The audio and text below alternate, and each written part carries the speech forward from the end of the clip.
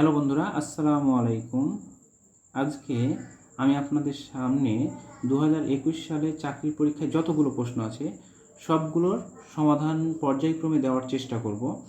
আজকে সেট 1 আমি সাধারণ জ্ঞান থেকে শুরু করছি। পদ্মা সেতুর দৈর্ঘ্য কত? খাদ্য অধিদপ্তর পড়ছে 2021 1 ও 2 নম্বর প্রশ্ন, 6.15 কিলোমিটার। জয় বাংলা, বাংলার জয় গানটির গীতিকার কে? গাজী মাজহারুল আনোয়ার। প্রতি বছর কোন তারিখে জাতীয় জনসংখ্যা দিবস পালন করা হয়? 2 ফেব্রুয়ারি।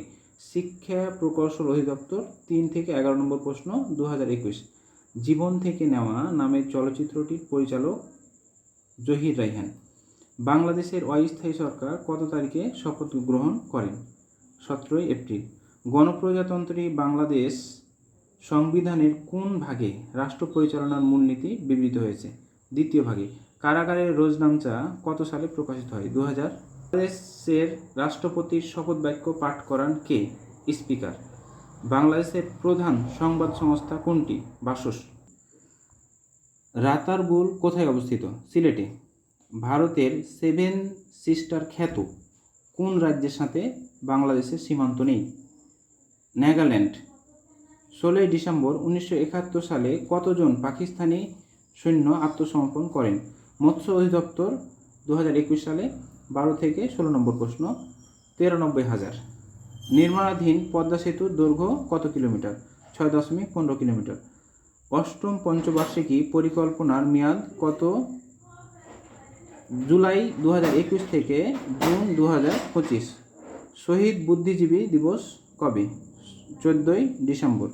মুক্তিযুদ্ধের সেক্টর সমূহের মধ্যে নো সেক্টর কোনটি? 10 নম্বর সেক্টর। অসমাপ্ত আত্মজীবনী গ্রন্থের ইংরেজি অনুবাদক কে? প্রফেসর ফখরুল আলম। এসডিজি এর গোল কয়টি? 17টি। ইউনেস্কো কর্তৃক আন্তর্জাতিক মাতৃভাষা দিবস কত সালে ঘোষিত হয়? 17 নভেম্বর 1999 সালে।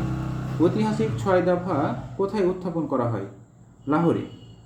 আমার ভাইয়ের রক্তে রাঙানো 21 ফেব্রুয়ারি গানটির গীতিকার কে? বিসিএস প্রশাসন একাডেমি, 2021 সালে পড়ছে। 21 থেকে 23 নম্বর প্রশ্ন, আব্দুল গাফফার চৌধুরী।